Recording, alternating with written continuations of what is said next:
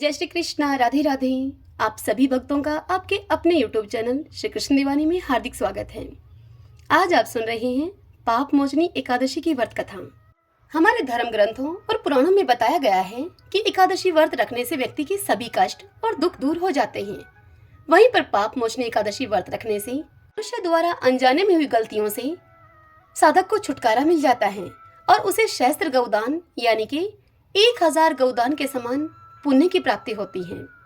जिस तरह से भगवान श्री राम पर रावण का वध करने के बाद ब्रह्म हत्या का दोष लग गया था और उन्होंने इस दोष से मुक्ति पाने के लिए कपाल मोचन तीर्थ में स्नान और तप किया था, ठीक उसी प्रकार से पाप मोचनी एकादशी के दिन भगवान विष्णु की आराधना करने से सभी प्रकार के दोष दूर हो जाते हैं।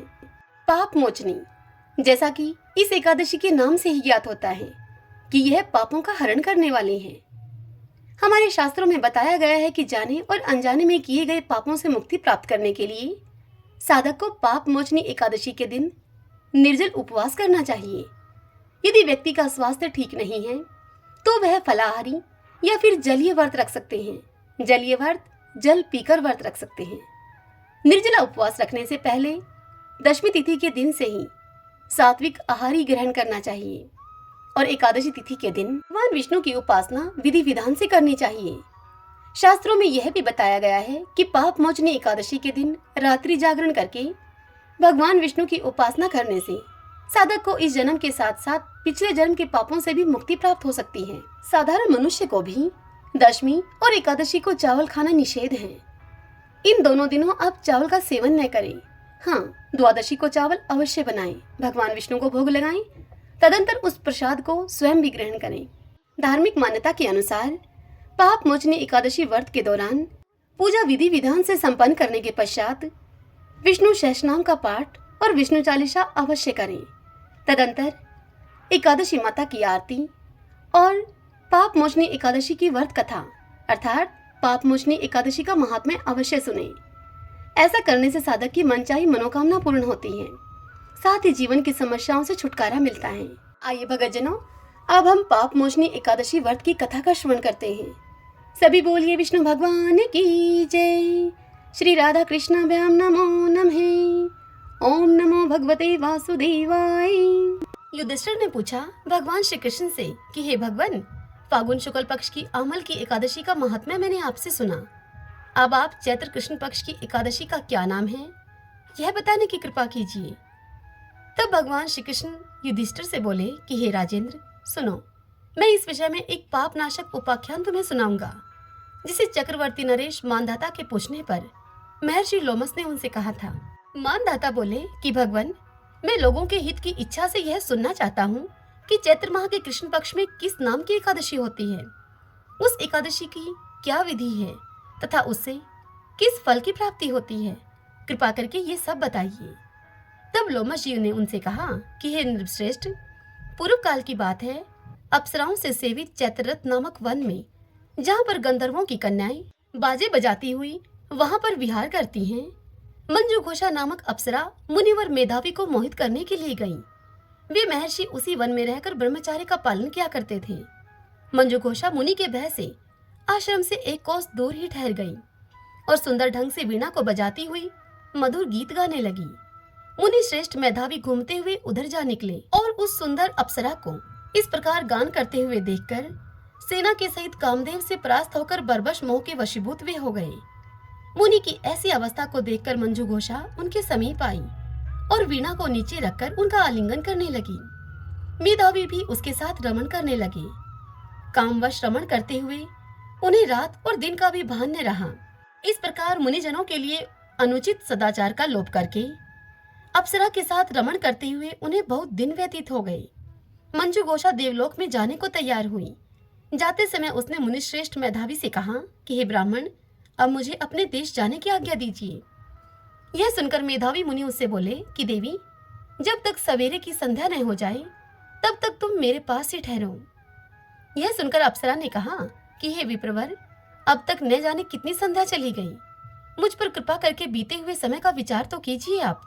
लोमस जी राजा मानधाता से इस कथा को सुनाते हुए आगे कहते हैं कि हे राजन, अप्सरा की इस बात को सुनकर मेधावी के नेत्र आश्चर्य से चकित हो उठे उस समय उन्होंने बीते हुए समय का हिसाब लगाया तो उन्हें मालूम हुआ कि उसके साथ रहते हुए 57 वर्ष व्यतीत हो गए हैं। उसे अपनी तपस्या का विनाश करने वाली जानकर मुनि को उस पर बड़ा ही क्रोध हुआ। उन्होंने श्राप देते हुए मंजू घोषा से कहा कि पापिनी, तू पिशाची हो जा। मुनि के श्राप से दगद होकर वह विनय से नतमस्तक होकर बोली कि हे विप्रवर, मेरे श्राप का आप उद्धार कीजिए। 7 वाक्य बोलने या 7 पद साथ साथ चलने मात्र से ही सत्पुरुषों के साथ मैत्री हो जाती है। तो हे ब्राह्मण, मैंने तो आपके साथ अनेक वर्ष व्यतीत किए हैं, अतः हे स्वामिन, मुझ पर आप कृपा कीजिए। यह सुनकर मुनि बोले कि भद्रे, तुम मेरी बात सुनो, यह श्राप से उद्धार करने वाली है। क्या करूं? तुमने मेरी बहुत बड़ी तपस्या नष्ट कर डाली है। चैत्र कृष्ण पक्ष में जो शुभ एकादशी आती है उसका नाम है पाप मोचनी। वह सभी पापों का क्षय करने वाली है।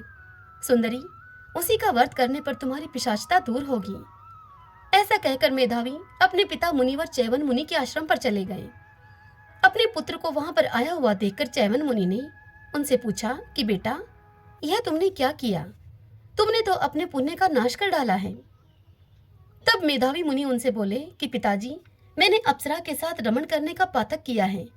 कोई ऐसा प्रायश्चित बताइए जिससे कि मेरे इस पाप का नाश हो जाए। तब चैवन मुनि ने अपने पुत्र से कहा कि बेटा, चैत्र कृष्ण पक्ष में जो पाप मोचनी एकादशी होती है, तुम उसका व्रत करो। उसका व्रत करने पर पाप राशि का विनाश हो जाएगा। अपने पिता के इस कथन को सुनकर मेधावी ने उस व्रत का अनुष्ठान किया। इससे उनका वह पाप नष्ट हो गया और वे पुनः तपस्या से परिपूर्ण हो गए। इसी प्रकार मंजू घोषा ने भी इस उत्तम व्रत का पालन किया। पाप मोचनी का व्रत करने के कारण वह पिशाच योनि से मुक्त हुई और दिव्य रूप धारणी श्रेष्ठ अप्सरा होकर स्वर्गलोक में चली गई। हे राजन, जो श्रेष्ठ मनुष्य पाप मोचनी एकादशी का व्रत करते हैं उनका सारा पाप नष्ट हो जाता है।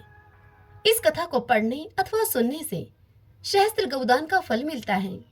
ब्रह्म हत्या, स्वर्ण की चोरी, सुरापान और गुरु पत्नी गमन करने वाले महापातकी भी इस व्रत के करने से पाप मुक्त हो जाते हैं। यह व्रत बहुत ही पुण्यमय है। ओम नमो भगवते वासुदेवाय। सूत जी मुनियों से बोले कि हे विप्रवरो, अब आप एकादशी व्रत का महात्म्य सुनिए। एकादशी का व्रत मोक्ष प्रदाता है।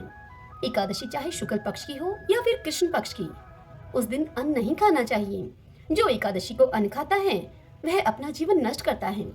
एकादशी व्रत के इच्छुक को चाहिए कि 10वीं और द्वादशी को भी एक ही समय भोजन करें। एकादशी व्रत का महात्म्य जानने की इच्छा एक बार राजा पृथु ने नारद जी से प्रकट की। तब नारद जी ने राजा पृथु को जो कुछ बताया वही मैं तुम्हें बताता हूँ। नारद जी राजा पृथु से बोले कि हे राजन, गंगा के समान कोई तीर्थ नहीं, माता के समान कोई गुरु नहीं, विष्णु के समान कोई देव नहीं और अन्न न खाने के समान कोई तपस्या नहीं। शांति के समान संसार में कोई सुख नहीं, सत्य के समान कोई ज्योति नहीं और कार्तिक के समान मास नहीं है। ज्ञान से बड़ा कोई लाभ नहीं और एकादशी के समान दूसरा अन्य कोई व्रत नहीं। व्रत करने वाले को चाहिए कि प्रातः काल उठकर भगवान का पूजन करें, पुराणों की कथा सुने और रात्रि में जागरण करें। अब आप इस संबंध में एक प्राचीन कथा है, वह कहता हूँ, उसे सुनिए। हे राजन, नर्मदा नदी के तट पर गालो मुनि का एक बड़ा ही शोभायुक्त और मनोरम आश्रम था। उनका पुत्र भद्रशील भगवान विष्णु का परम भक्त था। भद्रशील अपने मित्रों के साथ भगवान की मूर्ति बनाकर उनकी पूजा किया करता था। उसके मित्र भी भगवान की पूजा करते थे। तत्पश्चात वह उन्हें उपदेश देता था कि वे एकादशी का व्रत भी करें।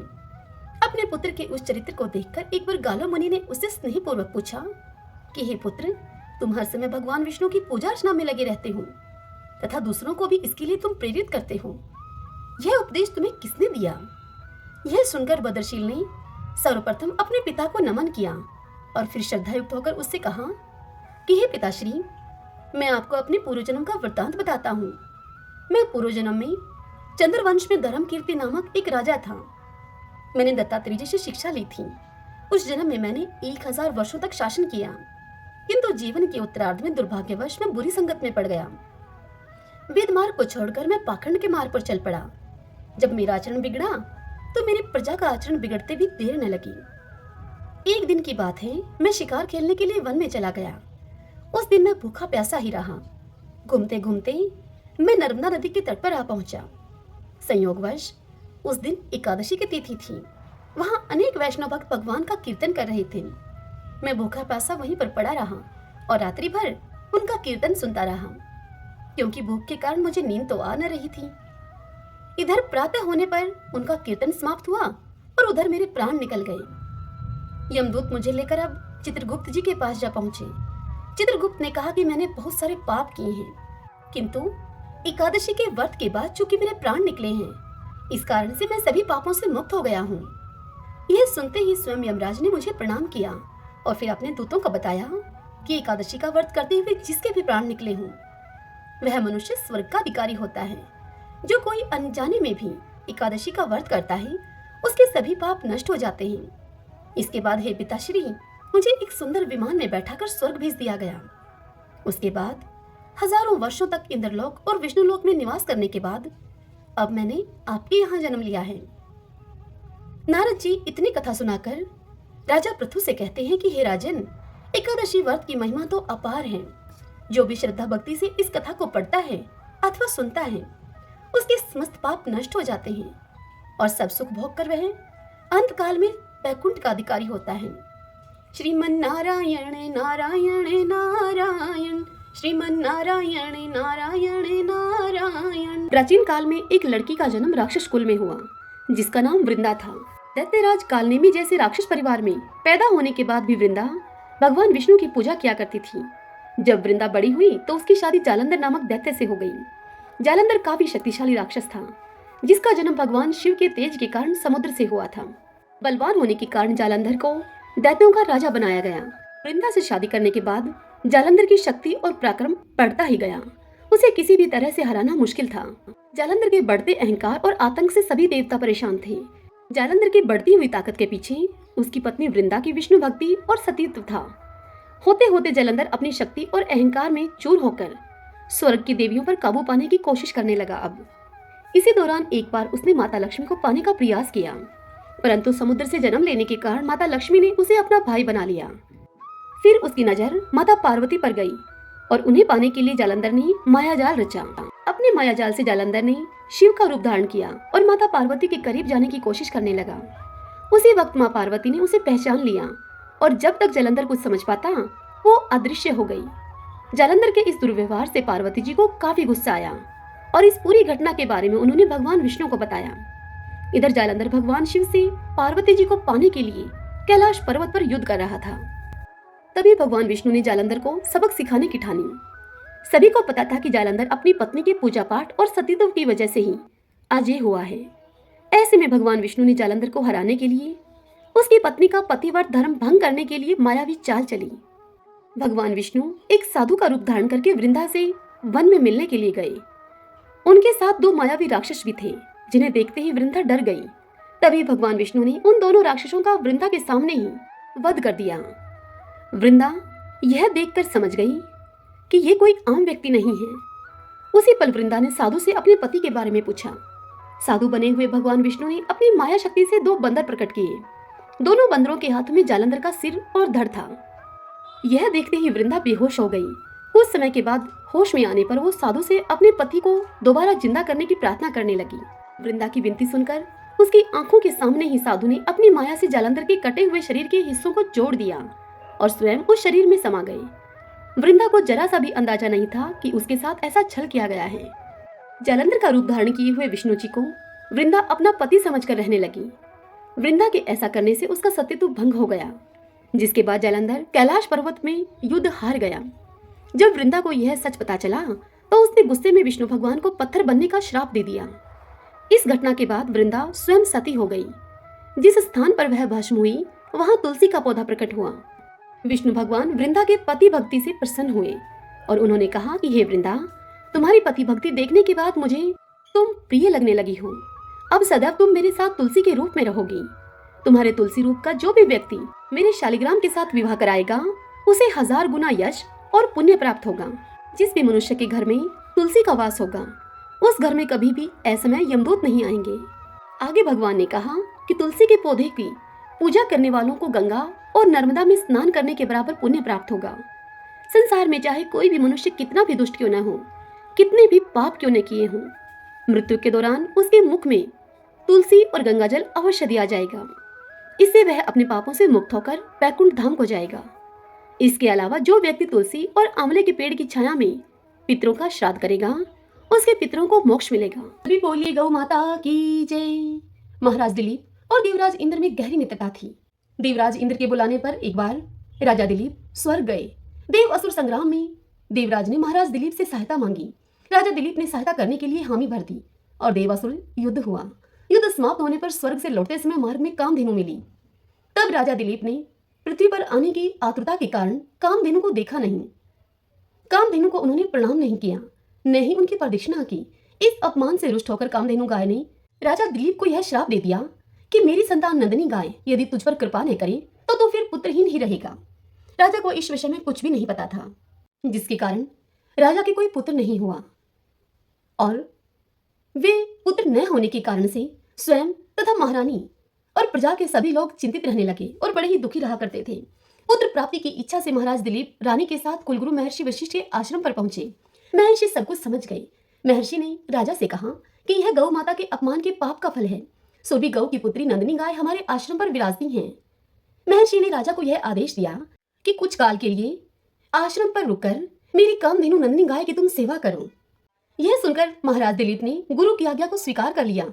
महारानी सुदक्षिणा अब प्रातःकाल उस गौ माता की भली भांति पूजा करती थी। आरती उतारकर नंदिनी को पति के संरक्षण में वन में चरने के लिए विदा करती।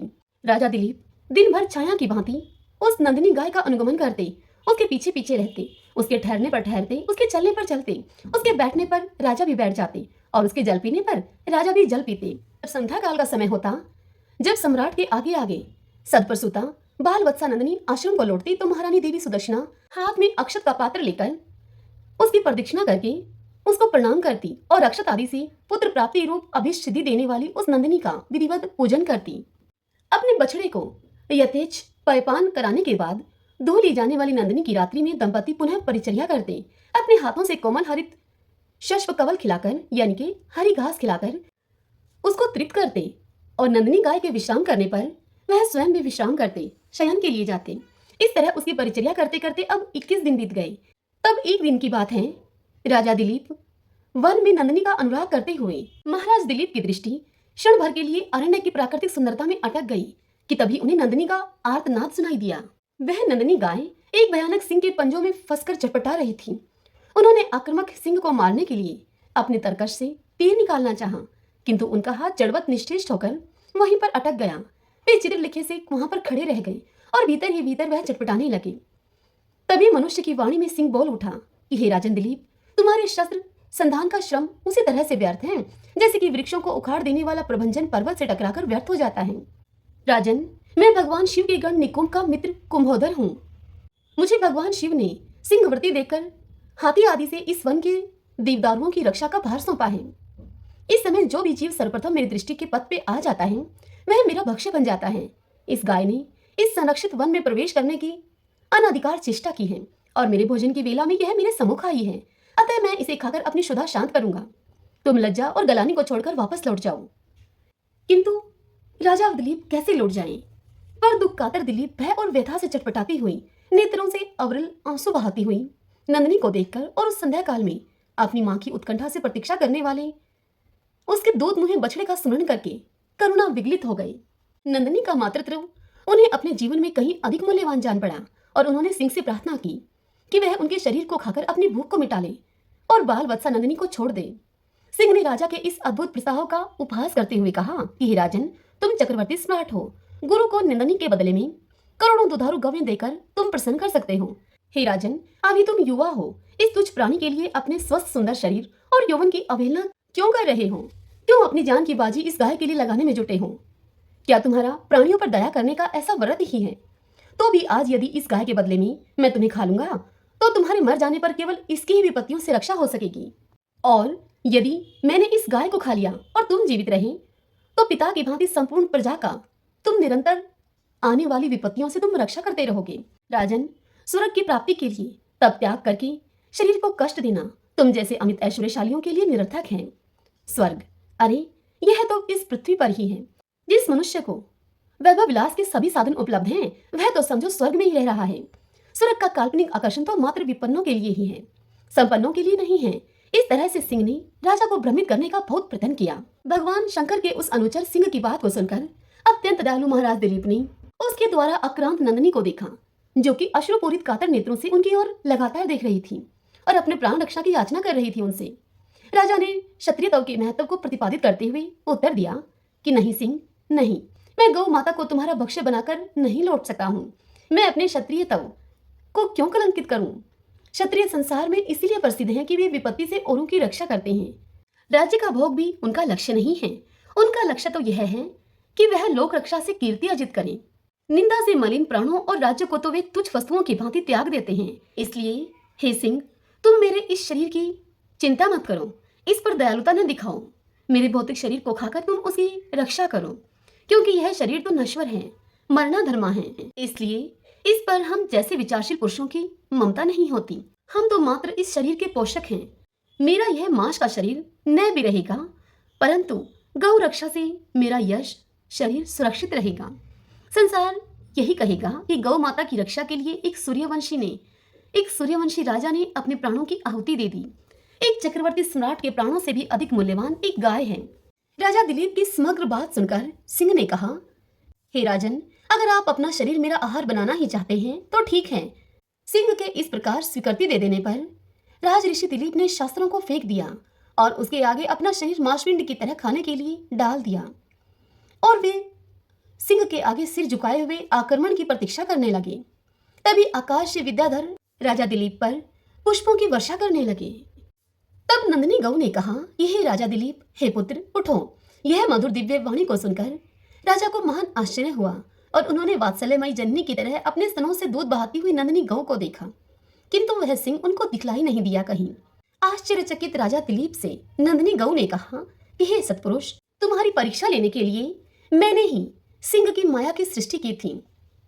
महर्षि वशिष्ठ के प्रभाव से यमराज भी मुझ पर प्रहार नहीं कर सकता, तो सिंह आदि की तो क्या शक्ति है मुझ पर प्रहार करने की। मैं तुम्हारी गुरु भक्ति से और मेरे प्रति प्रदर्शित दया भाव से अत्यंत प्रसन्न हूँ। तुम वर मांगो। तुम मुझे दूध देने वाली मामूली गाय मत समझो, अपितु संपूर्ण कामनाएं पूरी करने वाली कामधेनु जानो। यह सुनकर राजा ने अपने दोनों हाथ जोड़कर वंश चलाने वाले अनंत कीर्ति पुत्र की याचना की। तब नंदिनी ने तथास्तु कहा। उन्होंने कहा कि राजन, मैं आपकी गौ भक्ति से अत्यधिक प्रसन्न हूँ। मेरे स्तनों से दूध निकल रहा है, उसे पत्ते के दोने में धोकर पी लेने की आज्ञा गौ माता ने राजा को दी और कहा, हे राजा दिलीप, तुम्हें अनंत प्रतापी पुत्र की प्राप्ति होगी। राजा ने निवेदन किया कि माँ, बछड़े के पीने तथा होम आदि अनुष्ठान के बाद बचे हुए तुम्हारे दूध को मैं पी सकता हूँ क्या? दूध पर पहला अधिकार तो बछड़े का है और द्वितीय अधिकार गुरुजी का है। राजा के धैर्य ने नंदिनी गाय के हृदय को जीत लिया। वह प्रसन्न मना कामधेनु राजा के आगे आगे आश्रम को लौट आई। तदंतर राजा ने बछड़े के पीने तथा अग्निहोत्र से बचे हुए दूध का महर्षि की आज्ञा पाकर पान किया। फलतः वे रघु जैसे महान यशस्वी पुत्र से पुत्रवान हुए और इसी वंश में गौ भक्ति के प्रताप से स्वयं भगवान श्री राम ने अवतार ग्रहण किया। सभी बोलिए गाय माता की जय। जय सिया राम। एकादशी व्रत और एकादशी पारण में राजा अम्बरीश की यह कथा आवश्यक रूप से सुननी चाहिए। अनंत पुण्य फल की प्राप्ति होती है। वैवस्वत मनु के परपौत्र और राजश्री नाभा के पुत्र हैं महाराज अम्बरीश। यह महाराज अम्बरीश सप्तद्वीपवती संपूर्ण पृथ्वी के स्वामी थे और उनके ऐश्वर्य की संसार में कोई तुलना नहीं थी।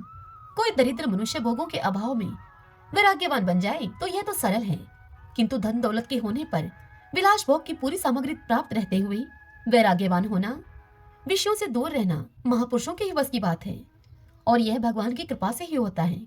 थोड़ी संपत्ति और साधारण अधिकार भी मनुष्य को घमंडी बना देते हैं, किंतु जो भाग्यवान ऐशरण या फिर शरण दीनबंधु भगवान के चरणों का आश्रय ले लेते हैं, जो उन मायापति श्री हरि की रूप माधुरी का सुधा स्वाद पा लेते हैं, माया की मादकता उन्हें रूखी लगती है, मोहन की मोहिनी जिनके प्राण मोहित कर लेती है, माया का ओछापन उन्हें लुभाने में असमर्थ हो जाता है। वे तो जल में कमल की भांति संपत्ति और ऐश्वर्य के मध्य भी निर्लिप्त ही रहते हैं। वैवस्वत मनु के परपौत्र और राज ऋषि नाभा के पुत्र अम्बरीश को अपना ऐश्वर्य स्वपन के समान असत्य जान पड़ता था। वे जानते थे कि संपत्ति मिलने से यह मोह होता है और बुद्धि मारी जाती है। भगवान वासुदेव के भक्तों को पूरा विश्व ही मिट्टी के ढेलों सा लगता है। विश्व में तथा उसके भोगों में नितांत अनासक्त अम्बरीश जी ने अपना सारा जीवन परमात्मा के पावन पाद पद्मों में ही लगा दिया था। जैसा राजा वैसे प्रजा। महाराज अम्बरीश के प्रजाजन, राज कर्मचारी सभी लोग भगवान के पवित्र चरित्र सुनने, भगवान के नाम गुण का कीर्तन करने में और भगवान के पूजन ध्यान में ही अपना समय लगाते थे।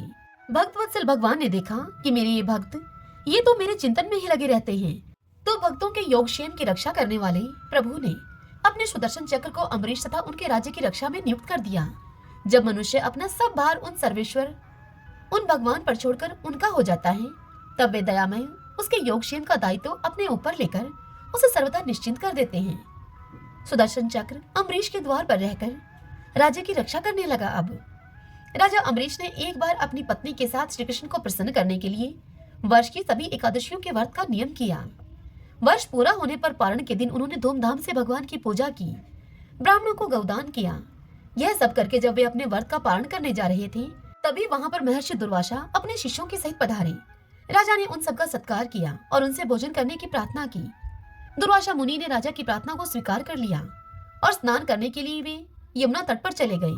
द्वादशी केवल अभी एक घड़ी ही शेष थी। द्वादशी में एकादशी व्रत का पारण न करने से व्रत भंग होता है। उधर दुर्वासा जी आएंगे कब, यह कुछ पता नहीं था। अतिथि से पहले भोजन करना अनुचित था। ब्राह्मणों से व्यवस्था लेकर राजा ने भगवान के चरणोदक को लेकर अपने व्रत का पारण कर लिया और फिर वे व्रत का पारण करने के लिए, भोजन करने के लिए ऋषि की प्रतीक्षा करने लगे। दुर्वासा जी ने स्नान करके लौटते ही तपोबल से राजा के पारण करने की बात को जान लिया। वे अत्यंत क्रोधित हुए कि मेरे भोजन करने से पहले ही इसने क्यों पारण किया। उन्होंने मस्तक से एक जटा उखाड़ ली और उस जटा को जोर से पृथ्वी पर पटक दिया। उससे कालाग्नि के समान कृता नाम की एक भयानक राक्षसी निकली। वह राक्षसी तलवार लेकर राजा को अब मारने के लिए दौड़ी। राजा जो के त्यों खड़े रहे, उन्हें तनिक भी भय नहीं लगा। सर्वत्र सब रूपों में भगवान ही है। यह देखने वाला भगवान का भक्त भला कहीं अपने ही दयामयी स्वामी से डर सकता है क्या। राजा अम्बरीश को तो कृत्या भी भगवान का ही रूप दिखी, परंतु भगवान का सुदर्शन चक्र तो भगवान की आज्ञा से पहले से ही राजा की रक्षा में नियुक्त था। उसने पलक मारते ही कृत्या को भस्म कर दिया। फिर दुर्वासा की भी खबर लेने के लिए उसकी ओर दौड़ा। अपनी कृत्या को इस प्रकार नष्ट होते और ज्वालामय कराल चक्र को अपनी ओर आते हुए देखकर दुर्वासा जी अपने प्राण लेकर भागे। वे दशों दिशाओं में, पर्वत की गुफाओं में, समुद्र में, जहां जहां छिपने के लिए गए, चक्र वहीं उनका पीछा करता गया। आकाश पाताल में वे सब कहीं गए। इंद्र आदि लोकपाल तो उन्हें क्या शरण देते। स्वयं ब्रह्मा जी और शंकर जी ने भी उनको कोई आश्रय नहीं दिया। दया करके शिव जी ने उनको भगवान के पास ही जाने के लिए कहा। अंत में दुर्वासा जी बैकुंठ लोक गए और वे भगवान विष्णु के चरणों पर गिर पड़े। दुर्वासा ने भगवान विष्णु से कहा कि हे प्रभु, आपका नाम लेने से नारकीय जीव नरक से भी छुट जाते हैं, अतः आप मेरी रक्षा करें। मैंने आपके प्रभाव को न जानकर आपके भक्त का अपराध किया है, इसलिए आप मुझे क्षमा करें। भगवान अपनी छाती पर भृगु की लात तो सह सकते हैं, अपने प्रति किया गया अपराध वे कभी मन में ही नहीं लेते, पर भक्त के प्रति किया गया अपराध वे कभी क्षमा नहीं कर सकते। प्रभु ने यह सुनकर कहा कि हे महर्षि, मैं स्वतंत्र नहीं हूँ, मैं तो मेरे भक्तों के पराधीन हूँ। साधु भक्तों ने मेरे हृदय को जीत लिया है। साधुजन मेरे हृदय हैं और मैं उनका हृदय हूँ। मुझे छोड़कर वे और कुछ नहीं जानते, और उनको छोड़कर मैं भी लक्ष्मी जी की जिनकी एकमात्र गति मैं ही हूँ, मैं उन्हें भी नहीं चाहता। जो भक्त स्त्री, पुत्र, घर, परिवार, धन, प्राण, इहलोक और परलोक सभी कुछ त्याग कर मेरी शरण आया है, भला मैं उसे कैसे छोड़ सकता हूँ। जिस प्रकार पतिव्रता स्त्री अपने पति को अपनी सेवा से वश में कर लेती है, वैसे ही समदर्शी भगत जन मुझ में चित्त लगाकर मुझे भी अपने वश में कर लेते हैं। नश्वर स्वर्ग आदि की तो बात ही क्या है, मेरे भक्त मेरी सेवा के आगे मुक्ति को भी स्वीकार नहीं करते। मेरे ऐसे भक्तों के मैं सर्वथा अधीन हूँ। इसलिए हे ऋषिवर, आप उन महाभाग नाभाग तन्य अर्थात नाभाग के पुत्र के पास जाएं, वहीं आपको शांति मिलेगी। इधर राजा अम्बरीश बहुत ही चिंतित थे। उन्हें लगता था कि मेरे ही कारण दुर्वासा जी को मृत्यु के भय से ग्रस्त होकर भूखे ही भागना पड़ा है। ऐसी अवस्था में मेरे लिए भोजन करना कदापि उचित नहीं है। इसलिए वे केवल जल पीकर ऋषि के लौटने की पूरे 1 वर्ष तक प्रतीक्षा करते रहे। वर्ष भर के बाद दुर्वासा जी जैसे वहां से भागे थे, ठीक वैसे ही भयभीत और दौड़ते हुए वहां पर आई और उन्होंने राजा का पैर पकड़ लिया। ब्राह्मण के द्वारा पैर पकड़े जाने से राजा को बड़ा संकोच हुआ। उन्होंने स्तुति करके सुदर्शन चक्र को शांत किया। महर्षि दुर्वासा मृत्यु के भय से छुटे। सुदर्शन का अत्युग्र ताप जो कि उन्हें जला रहा था, अब वह ताप शांत हुआ। अब प्रसन्न होकर वे कहने लगे, कि आज मैंने भगवान के दासों का महत्व देख लिया। हे राजन, मैंने तुम्हारा इतना अपराध किया था, पर तुम मेरा कल्याण ही चाहते हो। जिन प्रभु का नाम लेने से ही जीव समस्त पापों से छूट जाता है, उन तीर्थपाद श्रीहरि के भक्तों के लिए कुछ भी कार्य शेष नहीं रह जाता। हे राजन, तुम बड़े दयालु हो। मेरा अपराध न देखकर तुमने मेरी प्राण रक्षा की। अम्बरीश के मन में ऋषि के वाक्यों से कोई अभिमान नहीं आया। उन्होंने इसको भगवान की कृपा ही समझा। महर्षि के चरणों में प्रणाम करके बड़े आदर भाव से राजा ने उन्हें भोजन करवाया। उनके भोजन करके चले जाने पर 1 वर्ष के बाद उन्होंने वह पवित्र अन्न प्रसाद रूप से लिया। बहुत काल तक परमात्मा में अपने मन को लगाकर प्रजा पालन करने के बाद अम्बरीश जी ने अपने पुत्र को वह राज्य सौंप दिया और भगवान वासुदेव में अपने मन को लगाकर वे वन में चले गए। वहां भजन तथा तप करते हुए उन्होंने भगवान को प्राप्त कर लिया। श्रीमन नारायण नारायण हरि हरि, भजमन नारायण नारायण हरि हरि। अब हम श्री विष्णु सहस्रनाम स्तोत्र का पाठ करेंगे। यस्य स्मरण मात्रेण जन्म संसार बंधनात् विमुच्यते, नमस्तस्मै विष्णवे प्रभ विष्णवे, नमः समस्त भूतानामादि भूताय भूप्रते, अनेक रूप रूपाय विष्णवे प्रभ विष्णवे। ओम विश्वं विष्णुः वषट्कारो भूत भव्य भवत् प्रभुः, भूतकृत भूतभृत भावो भूतात्मा भूत भावनः, भूतात्मा परमात्मा च मुक्तानां परमागतिः, अव्यय पुरुष साक्षी क्षेत्रज्ञो अक्षर एव च, योगो योग विद्यां नीता प्रधान पुरुषेश्वर है, नारसिंह वपु है, श्रीमान केशव पुरुषोत्तम है, सर्व सर्व शिव स्थाणु भूतादि निर्भय है, संभव भावनो भ्रता प्रभु प्रभु ईश्वर है, स्वयंभू है शंभुरादित्य पुष्कराक्षो महासुन है, अनादि नित्नो दाता विद्याता धातुरुत्तम है, अपरमेयो हर्षिकेश पदम नाभो अमर प्रभु है, विश्वकर्मा मनुस्पष्टा सत्विष्टो सत्विरो ध्रुव है, आग्रह है शाश्वत कृष्ण लोहिताक्ष प्रदर्दन है, प्रभुता त्रिकुब्धाम पवित्रम मंगलम परम, ईशान्य प्राणदय प्राण ज्येष्ठ श्रेष्ठ प्रजापति है, हिरण्यगर्भ भूगर्भ माधवो मधुसूदन है, ईश्वरो विक्रमी धनवी मेधावी विक्रम कर्म है, अनुत्तमो दुरादर्श कृतज्ञ कर्तिरात्मवान है, सुरेश शरणम शरम विश्वरीता प्रजा भवः, अह संवत्सरो व्याल है प्रत्यय सर्वदर्शन है, अजय है सर्वेश्वर सिद्ध सिद्धि सर्वादिरच्युत है, वर्षा कपिर में आत्मा सर्वयोग विनीय सरत है, वसु है वसुमना है सत्य समात्मा असम्मति है समय है, अमोघ है पुंडरीकाक्षो वर्षकर्मा वर्षा करती है, रुद्रो है बहुशिरा है बब्रू है विश्व योनि शुचिश्रवा है, अमृत शाश्वत स्थाणु वरारो महातपा है, सर्वज्ञ सर्वविद्वानो विश्वक्षिणो जनार्दन है, वेदो है वेद विद्यांगो वेदांगो वेद विद कवि है, लोकाध्यक्ष सुराध्यक्ष धर्माध्यक्ष कृता करता है, चतुरात्मा चतुर्व्यूह चतुर्दृश्य चतुर्भुज है, राजी शृणु भोजन भोक्ता शेषणु जगदा विजय है, अनगो विजयोजिता विश्व योनि पुनर्वसु है, उपेंद्रो वामन प्रांशु अमोघ शुचि ऊर्जित है, अतीन्द्रिय है संग्रह सर्गो धरतात्मा नियमोयमय है, वेदो है वैद है सदा योगी वीर माधवो मधु है, अतीन्द्रियो महामायो महोत्साहो महाबल है, महाबुद्धि महावीर्यो महाशक्ति महादुति है, अनिर्देश्य वपु है श्रीमान अमे आत्मा महाद्रीद्रक है, महेश्वासो महिव्रता श्रीनिवास सदाम गति है, अनिरुद्ध सुरानंदो गोविंदो गोविंदाम है, मरीचि है दमन हंसो पर्णो भुजगोतम है,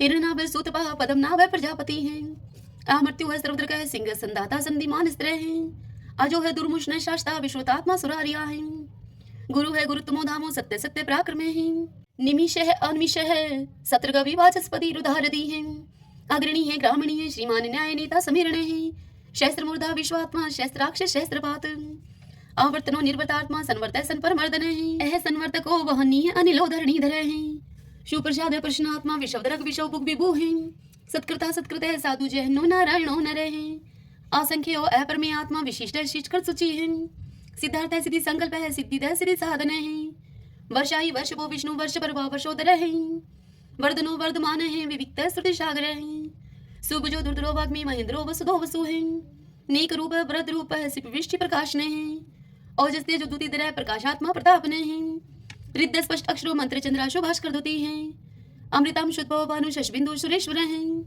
औषधम जगत सेतु सत्य धर्म पराक्रम है, भूत भव्य भवनाथ है पवने पावनो अनल है, काम काम कृत कांत है काम है काम प्रदय प्रभु है, युगाधिकृत युगावर्तो नेकमायो महाशने है, अदृश्य अव्यक्त रूप शस्त्रजित अनंत जित है, इष्टो अवशिष्ट शिष्टेष्ट शिखंडी नवशो वर्ष है, क्रोध क्रोध कृत करता विश्वबाहु महिधर है, अच्युत प्रतित प्राण है प्राण दो वासवानुज है, अपाम निदिर्दिष्टा नंबर मत प्रतिष्ठित है, स्कंद स्कंदरो दुर्यो वर्दो वायु वाहन है, वासुदेव व्रत भानु आदि देव पुरंदर है, अशोक सारण सार शूर शौरी शनेश्वर है, अनुकूलशतावर्त पद्मी पदम निवेक्षण पद्मनाभो अरविंदाक्ष पदम गर्भ शरीर भृत महदीरिदो वरदात्मा मोक्षो गरुड़ो दुजय अतुल्य शर्वो भीमः संयगो हवि हरि सर्वलक्षण लक्षणयो लक्ष्मीवान समिंत जय वीक्षरो रोहितो मार्गो हेतु दामोदर सह महिद्रय महाभागो वेगवान मिताशनय उद्भव शोभनो देव श्रीगर्भ परमेश्वर करणम कारणम कर्ता विकर्ता गहनो गुवे व्यवसायो व्यवस्थाने संस्थाने स्थान दो ध्रुव प्रार्थी परम स्पष्ट चतुष्ट पुष्ट शुभेक्षण रामो विरामो वीरजो मार्गो नेवन्यो अन्य वीर शक्ति मतम श्रेष्ठो धर्मोधरम विदुत्तम वैकुंठ पुरुष प्राणे प्राणदय प्रणवय प्रथु हिरण्यगर्भ शत्रुघ्नो व्याप्तो वायुर्दोक्ष ऋतु है सुदर्शन काल परमेष्टि परिग्रह उग्र संवस्त्रो दक्षो विश्रमो विश्व दक्षिण विस्तार स्थावस्थाणु परमाणम बीजम व्ययम अर्थो अनर्थो महाकोशो महाभोगो महाधने अनिर्विणय सत्विष्ट अभूह धर्म यूपो महामखे नक्षत्र नेमि नक्षत्री शमय शामय शमी हने यज्ञ इज महि चे कर्तुस्त्रम स्ताम गति सर्वदर्शी विमुक्तात्मा सर्वज्ञो ज्ञानम उत्तमम सुवर्त सुमुख सूक्ष्म सुघोष सुखद सुहृदय मनोहरो जीत क्रोधो वीरबाहु विधारणे स्वप्ने सर्वशो व्यापी नेकात्मानेक क्रम करत वत्सलो वत्सलो वत्सी तरतन गर्भ धनेश्वर धर्म गोप धर्म कृत धर्मी शत अशत शरम अक्षरम अविज्ञाता शस्त्रांशु विधाता कृत लक्षण गवस्ती ने मी सत्वस्त सिंहो भूत महेश्वर आदिदेवो महादेव देवशो देव भ्रत गुरु उत्तर गोपतिर गुप्ता ज्ञान गम्य पुरातन शरीर भूत भ्रत भुक्ता कपिंद्रो पुरी दक्षिण सोमको अमृतप सोम पुरुषित पुरुषोत्तम विनियोजय सत्य संदो दाशर सत्वतम पति जीवो अविनिता साक्षी मुकुंदो अमित विक्रम अंबो निदिर्णंतात्मा मोदधिशयो अनंत के अजय है मारे है स्वभाव जीता मित्र प्रमोदने आनंदो नंदनो नंद सत्य धर्मा त्रिविक्रम महर्षि कपिलाचार्य कर्तघ मेदनी पति हैं त्रिपद त्रिदशा अध्यक्षो मास्टरं कृतांत करते हैं महावराहो गोविंद सुषेण कनकांगदी गुह गभीरो गहनो गुप्त चक्र गदाधरे वेदा स्वंगो अजित कृष्णो दृढ़ संकर्षण अच्युत वर्णो वारणो वृक्ष पुष्कराक्षो महामना भगवान भगानंदी वनमाली हलायुदे आदित्यो ज्योतिरादित्य शैषणो गतिस्तमः शुधन्वा खंड परशु है दारुणो द्रविण प्रदय द्विस्वर्ग सर्वदृग व्यासो वाचस्पति योनिजय त्रिशामा श्याम गय श्याम निर्वाणम वेशजम विष्के सन्यास कृष्ण शांत निष्ठा शांति प्रायणम शुभांगम शांति दस दृष्टा कुमुदय कुवलेशय गोहति गोपति गुप्ता वृषभाक्षो वृषप्रिय एनिवर्ति निर्वर्तात्मा संक्षिप्ता श्रीमकार शिव श्रीवत्स्वक्षा श्रीवास श्रीपति है श्रीमतांबर श्रीधः श्रीशय श्रीनिवास श्रीनिधि है श्री विभावन श्रीधः श्रीकर श्रेय श्रीमान लोकत्रयाश्रय स्वक्षय स्वंग सानंदो नंदिर ज्योतिर्गणेश्वर विजितात्मा विधेयात्मा सत्कीर्ति छिन संशय उदृण सर्वत चक्षु अनिश शाश्वत अस्त्र भूषयो भूषणो भूत विशोक शोक नाशन अर्चिस्मान अर्चित कुंभ विशुद्धात्मा विशोधन अनिरुद्धो अप्रतिरथ प्रद्युम्नो अमित विक्रम कालने मीनिहा वीर शौरी शूर्जनेश्वर त्रिलोकात्मा त्रिलोकेश केशव केशिहारी कामदेव कामपाल कामिकांत कृतागम अनिर्देश बपु विष्णु वीरो अनंतो धनंजय ब्राह्मणियों ब्रह्माकृत ब्रह्मा ब्रह्म ब्रह्मा विवर्धने ब्रह्माविद ब्राह्मणों ब्रह्मी ब्रह्माग्यो ब्राह्मण प्रिय महाकर्मो महाकर्मा महातेजा महोरगे महाक्रतु महायज्वा महायगो महावीर सत्वय स्तौ प्रिय स्तोत्रम स्तोतरण प्रिय पूर्ण पुरिता पुण्य पुण्य कीर्ति अनामय मनोजव तीरथ करो वसुरिता वसुप्रदय वसुप्रदो वासुदेवो वसु है वसु मनाहावी सद्गति है सत्कृति है सत्ता सद्बुद्धि सत्य प्रायणे सूर्यसेनो यदुश्रेष्ठ सन्निवास सुयामुने भूतावासो वासुदेव सर्वासु निलयो अनिलय दृपः दृप्तो दृप्तो दुर्दुरो अपराजित विश्वमूर्ति महामूर्ति दितमूर्ति अमूर्तिमान अनेक मूर्ति अव्यक्त है शतमूर्ति शतानन एकोनेक स्वः किमित तत्पद अनुत्तमम् लोकबंधु लोकनाथो माधवो भक्त वत्सल स्वर्णवर्णो हेमांगो व्रांग चंदनांगदी वीरः विश्व शून्यो गर्ताशी अचल चल एमानी मान दो मानो लोक स्वामी त्रिलोकद्रक सुनीता मेद जोधन्य सत्य मेधा धराधर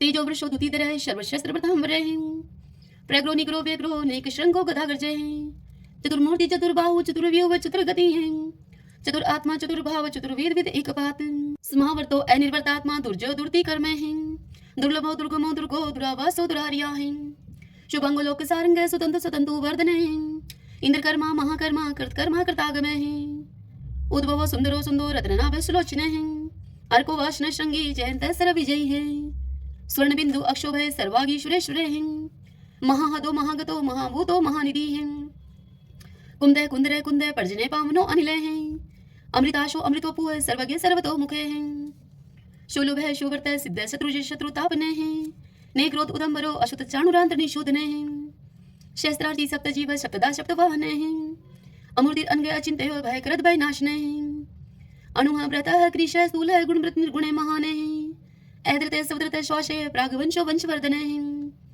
भारव्रत कथित योगी योगी सर्व कामदेः आश्रम शर्मण श्याम शुपर्णो वायु वाहनेः धनुर्धरो धनुर्वेदो दंडो दमितादमेः अपराजित सर्वशहो नियता नियमो अयमेः सदोवान सात्विकः सत्य सत्य धर्म प्रायणः अभिप्राय प्रियारो अर्ह प्रियकृत प्रतिवर्धनेः विहाय सगति ज्योति है सुरुचि उद्भुग विभु है रवि विरोचन सूर्य है सविता रवि लोचन है अनंत उद्भूत भोक्ता सुख दो नेक जो अग्रज है ए निर्णय सदामर्षि लोकधिष्ठानम अद्भुत है सनातन सनातन तम है कपिल कपिल पे है स्वस्ति स्वस्ति कृत स्वस्ति स्वस्ति भुक स्वस्ति दक्षिण है ए रुद्र कुंडली चक्री विक्रम उच्च शासन है शब्दातिक शब्द शिशिर शर्वरी करे हैं ए क्रूर पेशलो दक्षो दक्षिण शमिनांबर है विदुत्मा विद्भय पुण्य शर्वण कीर्तन है उतारणो दुष्कृति पुनोदश पन्नाशने हैं वीरः रक्षण संतो जीवन प्रिय वस्थित हैं अनंत रूप अनंत श्री जीत वन्यो व्यापय चतुरस्रो गभीरात्मा विदिशो व्याधीशो दिशे अनादि पूर्व है लक्ष्मी सुवीरो रुचिरांग दे जननो जन जन्मादि भीमो भीम पराक्रमे आधार नीलो एधाता पुष्पहाश प्रजागरे उद्रवग सत्पथाचार्य प्राणदय प्रणवय पणे परमाणम प्राण निल्य प्राणव्रत प्राण जीवने ततुम तत्विदेकात्मा जन्म मृत्यु जराति गए पूर्व स्वस्तरुस्तार सविता पर पितामह यज्ञो यज्ञपति रजवा यज्ञांगो यज्ञ वाहने यज्ञ व्रत यज्ञ रत यज्ञ यज्ञ भोग यज्ञ साधने यज्ञान कृते गुहाम अन्नम अन्नादे एव च आत्मयोनि समझातो बेखान साम गायने देवकी नंदन सृष्टा शिक्षा पाप नाशने शंखव्रत नंद की चक्री शारंग धनवा कदाधरे रतांग पाणी अक्षोभय सर्वपर हरणायुधे सर्वपर हरणायुधे ओम नमः इति विष्णु भगवान की जय। आइए भगतजनों, अब हम श्री महालक्ष्मी की स्तुति करते हैं। महादेवी महालक्ष्मी नमस्ते तुम विष्णु प्रिय शक्तिदायी महालक्ष्मी नमस्ते दुख भंजनी श्रेय प्राप्ति निमित्ताय महालक्ष्मी नमामहं पतितो दधारिणी देवी नमामहं पुनः पुनः वेदां स्वां संस्तुतिवन्ति हि शस्त्राणि च मुहुर्मुहुः देवं स्वां प्रणवन्तः लक्ष्मी देवी नमस्तुते नमस्ते महालक्ष्मी नमस्ते भवभञ्जनी मुक्ति मुक्ति न लभ्यते महादेवी ते कृपा विना सुख सौभाग्यं न प्राप्नोति पत्रलक्ष्मी न विद्यते न तत्फलं समाप्नोति महालक्ष्मी नमामहं देहि सौभाग्यम् आरोग्यं देहि मे परमं सुखं नमस्ते आदिशक्ति त्वं नमस्ते भंजनी विदेहि देवी कल्याणं विदेहि परमां श्रियं विद्यावन्तं यशवन्तं लक्ष्मवन्तं जनं कुरु अचिन्त्य रूप चरिते सर्वशत्रु विनाशिनी नमस्ते तु महामाया सर्वसुख प्रदायिनी नमामयं महालक्ष्मी नमामयं सुरेश्वरी नमामयं जगधात्री नमामयं परमेश्वरी। लक्ष्मी माता की जय। ओम भगवती लक्ष्मी नमो नमः। अब हम 11 माता की आरती करते हैं। ओम जय एकादशी माता मैया जय एकादशी माता विष्णु पूजा व्रत को धारण कर शक्ति मुक्ति पाता। ओम जय एकादशी माता तेरे नाम गिनाऊं देवी भक्ति प्रदान करनी घन गौरव की देनी माता शास्त्रों में भरनी। ओम जय एकादशी माता मार्ग शीर्ष के कृष्ण पक्ष की विश्वतारिणी जनमी मैया विश्वतारिणी जनमी शुक्ल पक्ष में हुई मोक्षदा मुक्तिदाता बनी आई। ओम जय एकादशी माता पौष के कृष्ण पक्ष की सफला नामक है शुक्ल पक्ष में हुई पुत्रदा आनंद अधिक रहे। ओम जय एकादशी माता नाम षष्ठीला माघ मास में कृष्ण पक्ष आवे शुक्ल पक्ष में जया कावे विजय सदा पावे। ओम जय एकादशी माता विजया फागुन कृष्ण पक्ष में शुक्ला आमल की पाप मोचनी कृष्ण पक्ष में चैत्र महाबली की। ओम जय एकादशी माता चैत्र शुक्ल में नाम कामदं धन देने वाली नाम भरुतनी कृष्ण पक्ष में वैशाख महावाली। ओम जय एकादशी माता शुक्ल पक्ष में होए मोहिनी अपराजेष्ट कृष्ण पक्षी नाम निर्जला सब सुख करनी शुक्ल पक्ष रखी ओम जय एकादशी माता योगिनी नाम आषाढ़ में जानो कृष्ण पक्ष करनी देवशनि नाम कहायो मैया शुक्ल पक्ष धरणी ओम जय एकादशी माता कामिका श्रावण मास में आवे कृष्ण पक्ष कहिए श्रावण शुक्ला होए पवित्र आनंद से रहिए ओम जय एकादशी माता आजा भाद्रपद कृष्ण पक्ष की परिवर्तन शुक्ला इंदिरा अश्विन कृष्ण पक्ष में भवसागर निकला ओम जय एकादशी माता पापान कुशाय शुक्ल पक्ष में आप हरनिहारी रमा मास कार्तिक में आवे सुखदायक भारी ओम जय एकादशी माता देव उठनी शुक्ल पक्ष की दुख नाशक मैया पावन मास में करूं मैं विनती पार करो नैया ओम जय एकादशी माता परमा कृष्ण पक्ष में होती जन मंगल करनी शुक्ल मास में होए पद्मनी दुख दारिद्र हरणी ओम जय एकादशी माता जो कोई आरती एकादशी की भक्ति सहित गावे जन गुरु दीता स्वर्ग का वासा निश्चय वह पावे ओम जय एकादशी माता ओम जय एकादशी माता ओम जय एकादशी माता। सभी बोलिए एकादशी माता की जय। श्री लक्ष्मी नारायण भगवान की जय। 11 माता की जय।